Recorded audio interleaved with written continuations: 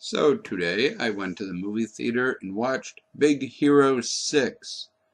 Unfortunately, I hate myself and won't be reviewing that movie today. Instead, we review yet another time-traveling Nazi movie, The Yesterday Machine. Last time we reviewed a movie like this, there was giant robotic rape spiders. This time we get something even more terrifying. This, my friends, is Linda Jenkins. She plays the character of Marjorie, and she only did one other film 13 years later. But she's great looking and has amazing baton twirling skills. How could she not become famous? Because she sounds like this when she talks. Kelly, for heaven's sake, it's almost dark. If you don't hurry up, we're gonna be late for the game. Do you know what hell really is? It's not fire and brimstone. You are tied to a chair and she recites Shakespeare for eternity. I swear I hear her voice in my sleep. This thing gave me nightmares. With their car broken down, they decide to take a shortcut through the woods, where they run into people we do not see that shoot them. The boy is shot, the girl disappears. We learn mysterious facts about both events, like she disappeared in the middle of nowhere in a field, and he was shot by an actual Civil War soldier. Well, the dogs got about halfway through the open space, and then they stopped. Well, you've never seen so much confusion of tangled dogs in your life. They didn't know which way to go. The scent had stopped right in the middle of nowhere. I don't know if you're aware of it, Jim, but my hobby is American military history. I collect historical military objects like some men collect stamps. Like this item that was brought in by a patient a couple of months ago. I checked with the Charleston department, and they gave me some very interesting facts from one of their newspapers.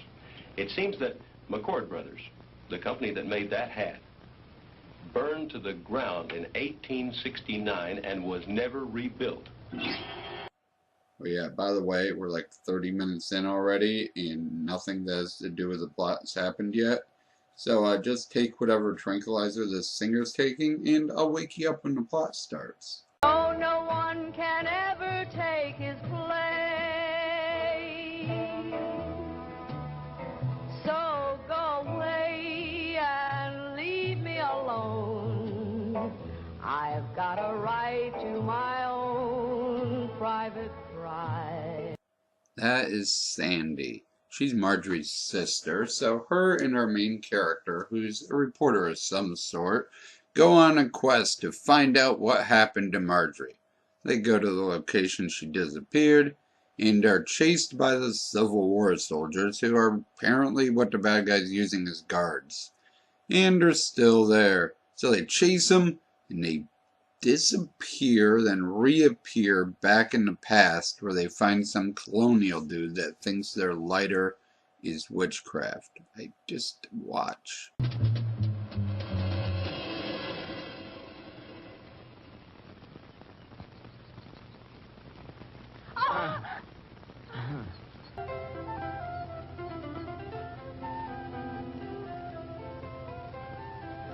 Jim, his clothing. I know.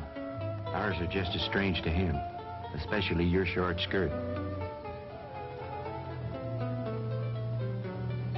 Friend, what year is this?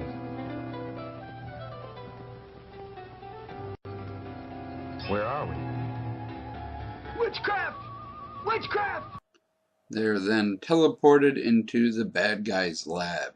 Turns out he used to work for Hitler and almost invented enough time travel so he could go into the future and bring guns and weapons back into the past, so that Hitler's regime would destroy the world. But he wasn't able to finish it in time. He was only months away. Why it took 20 years to do this plan if he was only months away, I'm not sure about either.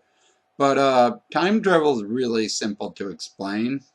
Time and space do not exist except in relation to each other.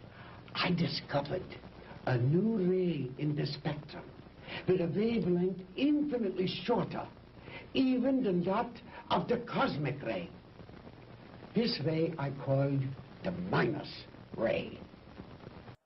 This goes on for 15 minutes. Not joking. On the bright side, they find Marjorie. Sandy, don't let him take me! Kommen Sie her! No, Sandy! No, leave her alone. Take your hands off her. Don't let him take me, Sandy! Don't let him take me! It cuts into my brain right there. All these spots, I can just hear her voice. Sandy, don't let him take me! Kommen Sie her! No, Sandy! No, leave her alone. Take your hands off her. Don't let him take me, Sandy! Don't let him take me! Yeah, you can all wake up now. The plot of this movie never happened. According to IMDb, the plot is a Nazi scientist invents a time machine, enabling him to go back and alter the events of World War II. Yeah, none of that happens in this movie. He never travels through time. No one ever goes back to World War II. It's never shown. And the time machine itself is never used. Like there's a spot in the field that sends people back in time through a glitch. But like putting people in the time machine, he tries to do it to Marjorie at the end, but she gets saved.